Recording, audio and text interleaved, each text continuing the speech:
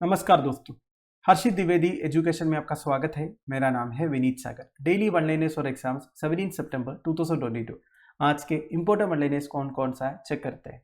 सबसे पहला, restored Qutub Shahi tombs. Hyderabad Telangana में है हिस्टोरिक कुतुब शाही हेरिटेज पार्क कॉम्प्लेक्स। इस पार्क कॉम्प्लेक्स के अंदर एक कंजर्वेशन प्रोजेक्ट कंडक्ट कराया था तेलंगाना स्टेट गवर्नमेंट ने। तो इस प्रोजेक्ट के लिए फंड किया था यूएस कॉन्सुलेट इन हैदराबाद ने। 89.75 लाख रुपीस फंड किए थे और इस प्रोजेक्ट को एग्जीक्यूट किया था आगा खान ट्रस्ट फॉर कल्चर। तो क्या कंजर्वेशन प्रोजेक्ट हुआ था? देखिए, कुतुब शाही हेरिटेज पार्क कॉम्प्लेक्स के अंदर 5 स्टेप वेल्स है दोस्तों, इसी का रिनोवेशन किया था। क्या होता है स्टेप वेल्स? आपने शायद देखा होगा मूवीज वगैरह में या फिर डॉक्यूमेंट्री में। ये होता है दोस्तों स्टेप वेल। इस वेल में से पानी निकालने के लिए आप स्टेप के थ्रू नीचे उतर सकते हो, ठीक है। तो ऐसे 5 स्टेप वेल्स है। कहाँ पे? कुतुब शाही हेरिटेज पार्क कॉम्प्लेक्स में। इसी का रिनोवेशन हुआ है, ठीक है। नाउ मैंने आपको बोला इस प्रोजेक्ट के लिए फंड किया यूएस कॉन्सुलेट इन हैदराबाद ने। क्या होता है यूएस कॉन्सुलेट? एक कंट्री दूसरे कंट्री में उनके पॉपुलेशन के वेलफेयर के लिए ऑफिशियल्स को अपॉइंट करते हैं। इन्हें बोलते हैं कॉन्सुल जनरल। अब देखिए, फॉर एग्जाम्पल मैं आपको बता देता हूँ, मान लीजिए रशिया में कई सारे इंडियन पॉपुलेशन रह रहा है अलग अलग सिटीज में, तो उनके वेलफेयर के लिए government of India consul generals को अपॉइंट करते हैं और जहां पे कॉन्सुल जनरल्स बैठते हैं उसे कॉन्सुलेट बोलते हैं। अब देखिए, एम्बेसी से कंफ्यूज मत हो जाइएगा। एम्बेसी अलग होता है। एम्बेसी हमारा डिप्लोमेटिक मिशन रहता है। ये बेसिकली कैपिटल सिटी में रहेगा। अगर रशिया की बात करें तो रशिया का कैपिटल मॉस्को में है हमारा जो एम्बेसी है, ठीक है। वेरास कॉन्सुलेट जो है अलग अलग सिटीज में हो सकता है। उधर इंडियन पॉपुलेशन रह रहे होंगे, उनके वेलफेयर के लिए गवर्नमेंट एक ऑफिशियल को अपॉइंट करते हैं। और एक चीज आपको ध्यान रखना है दोस्तों, ये जो ऑफिशियल्स है, बेसिकली जो कॉन्सुल जनरल्स है, इन्हें इंडिया से नहीं भेजते हैं। उधर जो लोग रह रहे होंगे उनमें से एक प्रोमिनेंट पर्सन को अपॉइंट करेंगे, समझ गए। नहीं तो देखिए, इंडिया से इतने ऑफिशियल्स को भेजना पड़ेगा अलग अलग कंट्रीज में, क्योंकि इंडियन डायस्पोरा तो हर कंट्री में रहते हैं, है कि नहीं। तो उधरी से एक प्रोमिनेंट पर्सनालिटी को सेलेक्ट करके एज कॉन्सुल जनरल अपॉइंट करते हैं। उनका डायरेक्ट लिंक होगा एम्बेसी से। देखिए, हर कंट्रीज में इंडिया की एम्बेसी है। जितने कंट्रीज के साथ हमारा डिप्लोमेटिक रिलेशन है उस कंट्री में हमारा एम्बेसी है। तो उस एम्बेसी से डायरेक्ट लिंक रहेगा किसका? कॉन्सुल जनरल का। समझ में आ गया? नाउ ये जो 5 स्टेप वेल का रिनोवेशन हुआ है दोस्तों, इसमें 15 million litres of water, rain water conserve हो सकता है।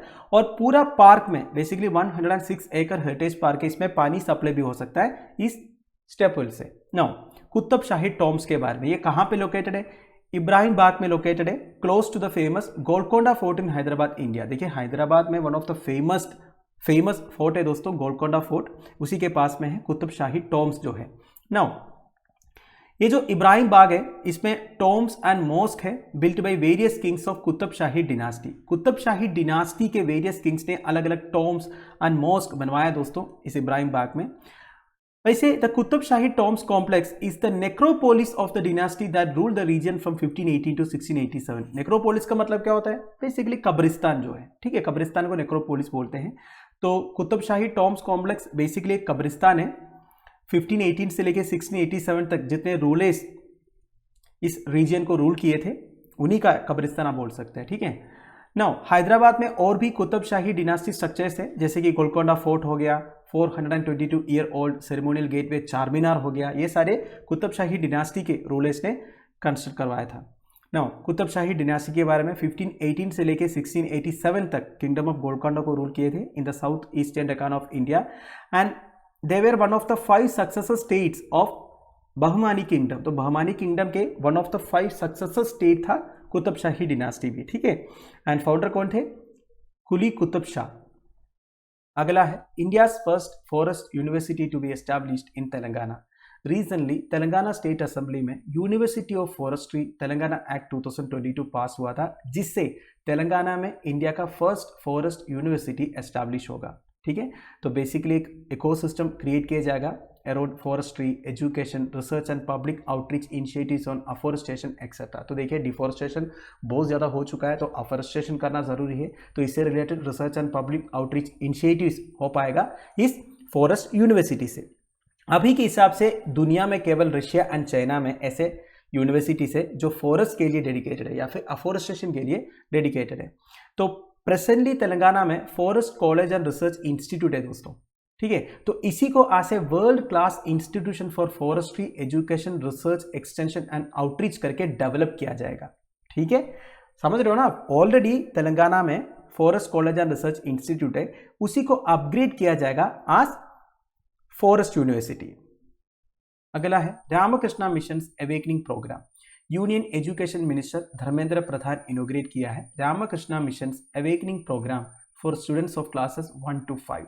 ये जो अवेकनिंग प्रोग्राम है ये बेसिकली एक इनिशिएटिव है towards ensuring overall personality development of a child in line with the philosophy of National Education Policy 2020। देखिए, नेशनल एजुकेशन पॉलिसी 2020 का एक टारगेट है एक बच्चे का ओवरऑल पर्सनालिटी डेवलपमेंट इंश्योर करना। तो इसके लिए ये अवेकनिंग प्रोग्राम इनोग्रेट किया है यूनियन एजुकेशन मिनिस्टर धर्मेंद्र प्रधान। और ये जो अवेकनिंग प्रोग्राम कौन कंडक्ट कराएगा? रामकृष्णा मिशन। रामकृष्णा मिशन के बारे में आपने सुना ही होगा, Hindu religious and spiritual organisation है, रामकृष्णा मूवमेंट का पार्ट है जिसे वेदांता मूवमेंट भी बोलते हैं। ये मिशन क्रिएट हुआ था मई 1, 1897 को bye Ramakrishna paramahansas principal follower Swami Vivekananda. ठीक है, तो स्वामी विवेकानंद ने ये रामकृष्णा मिशन शुरू किए थे। पहला मठ फाउंड हुआ था बारानगर वेस्ट बंगाल में। Another math was established in Belur West Bengal in 1899। और बेलूर में जो मठ है इट बिकेम द सेंट्रल मठ। तो रामकृष्णा मिशन का सेंट्रल मठ कहाँ पे है? बेलूर वेस्ट बंगाल में है। अगला है majority of energy workers are now employed in clean energy jobs. International Energy Agency का पहला World Energy Employment Report release हुआ है। ध्यान दीजिएगा, वर्ल्ड एनर्जी एम्प्लॉयमेंट रिपोर्ट कौन रिलीज करता है ये आपसे एग्जामिनेशन में पूछ सकता है। ठीक है, तो इंटरनेशनल एनर्जी एजेंसी ये पब्लिश करता है। तो इस रिपोर्ट के हिसाब से over 65 million people in 2019 were employed in the energy sector. तो एनर्जी सेक्टर में 2019 में ग्लोबली 65 मिलियन पीपल एम्प्लॉयड थे, उसमें से 50% क्लीन एनर्जी सेक्टर्स में काम कर रहे हैं। बहुत अच्छी बात है। क्लीन एनर्जी मतलब जो रिन्यूएबल एनर्जी है, like solar energy, wind energy, hydro electric energy etcetera etcetera. ठीक है, वैसे ग्रीन हाउस गैस एमिशंस को कम करने के लिए हमें धीरे धीरे रिन्यूएबल एनर्जी सोर्सेस की ओर ट्रांसिट करने की जरूरत है। अब ये जो रिपोर्ट आया है कि 65 मिलियन में से 50% अगर क्लीन एनर्जी सेक्टर्स में काम कर रहा है तो ये बेसिकली एक अच्छा साइन है कि नहीं। नाउ इंटरनेशनल एनर्जी एजेंसी के बारे में कुछ बेसिक डिटेल्स। एक ऑटोनॉमस इंटर गवर्नमेंटल ऑर्गेनाइजेशन है जो 1974 में एस्टैब्लिश हुआ था इन पेरिस, फ्रांस। इनका मेजर ऑब्जेक्टिव है दोस्तों to focus on its energy policies which include economic development, energy security, environmental protection. तो देखिए दोस्तों, इनकी एनर्जी पॉलिसीज क्या क्या है, ध्यान दीजिएगा। इकोनॉमिक डेवलपमेंट है, एनर्जी सिक्योरिटी है, एनवायरमेंटल प्रोटेक्शन भी है। इनका हेडक्वार्टर्स ऑब्वियसली पेरिस, फ्रांस में है। अभी के हिसाब से इंटरनेशनल एनर्जी एजेंसी में 30 मेंबर्स है। और देखिए, इंटरनेशनल एनर्जी एजेंसी में अगर एक कंट्री को मेंबर बनना है तो सबसे पहले OECD में मेंबर होना जरूरी है। OECD क्या है? Organisation of economic cooperation and development. पर ध्यान दीजिएगा, सारे जो OECD मेंबर्स है वो IEA मेंबर्स नहीं है, पर IEA मेंबर अगर बनना है तो OECD मेंबर बनना जरूरी है। तो इनका मेजर रिपोर्ट्स देखिए दोस्तों, global energy and CO2 status report, world energy outlook, world energy statistics, world energy balances, energy technology perspectives. वैसे इंडिया को रिसेंटली इंटरनेशनल एनर्जी एजेंसी ने इन्वाइट किया था परमानेंट मेंबर बनने के लिए। अभी के हिसाब से इंडिया एक एसोसिएट मेंबर है, ठीक है, परमानेंट मेंबर नहीं है। और OECD का भी मेंबर नहीं है इंडिया अभी के हिसाब। Final news, international day for the preservation of the ozone layer. हर साल सितंबर 16 को वर्ल्ड ओजोन डे ऑब्जर्व करता है। इसे international day for the preservation of ozone layer भी बोलते हैं दोस्तों। देखिए, ये आपको मानना पड़ेगा, one of the biggest threat that humanity faces is the depletion of ozone layer. अगर ओजोन लेयर डिप्लीट होगा तो भी सी बात है, जितने अल्ट्रावायलेट रेस है जिसे ओजोन लेयर ऑब्जर्व करते हैं वो पूरा एयर तक पहुंचेगा और ह्यूमंस के लिए ये सही नहीं होगा। अल्ट्रावायलेट रेस से बर्न्स हो सकता है, स्किन कैंसर्स हो सकता है कि नहीं। नाउ थीम अनाउंस किया इस साल का by the UN environment programme, वो है global cooperation protecting life on earth. Theme ध्यान दीजिएगा, आपसे एग्जामिनेशन में पूछ सकता है। Now ozone is a protective layer in the earth's atmosphere that absorbs most of the ultraviolet radiation. ठीक है, 100% अल्ट्रावायलेट रेडिएशन को तो ऑब्जर्व नहीं करते, फिर भी most of the ultraviolet radiation को ओजोन लेयर ऑब्जर्व करते हैं दोस्तों। ये कहाँ पे लोकेटेड है? सरफेस ऑफ द अर्थ से 10 किलोमीटर हाइट में लोकेटेड है दोस्तों। ठीक है, इस एरिया में हाई कॉन्सेंट्रेशन ऑफ ओजोन है, O3। नाउ ओजोन लेयर का डिप्लीशन को कंट्रोल करने के लिए, प्रिवेंट करने के लिए मॉन्ट्रियल प्रोटोकॉल साइन हुआ था 1987 में। ऑलमोस्ट ऑल कंट्रीज 1987 में मॉन्ट्रियल प्रोटोकॉल साइन किया था। तो ये साइनिंग हुआ था सितंबर 16 को, इसलिए यूनाइटेड नेशंस जनरल असेंबली 1994 में ये प्रोक्लेम किया September 16 will be observed as the world ozone day और the international day for the prevention of ozone layer. वैसे Montreal protocol has led to the phase out of 99% of ozone depleting chemicals in refrigerators, air conditioners and many other products। देखिए हमारे जो refrigerators है, air conditioners है, इसमें काफ़ी सारे chemicals use होते हैं जिसे ओजोन डिप्लीटिंग केमिकल्स बोलते हैं।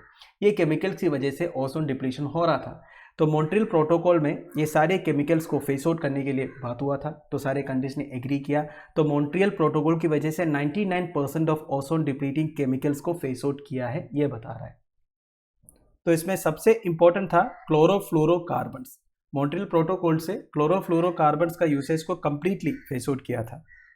तो दोस्तों दैट्स इट। आई होप आपको वीडियो इन्फॉर्मेटिव लगा होगा। लेक्चर की पीडीएफ एज यूजुअल आपको टेलीग्राम चैनल में मिल जाएगा, जिसका लिंक नीचे डिस्क्रिप्शन बॉक्स में प्रोवाइडेड है। Thank you for watching, bye bye, have a nice day.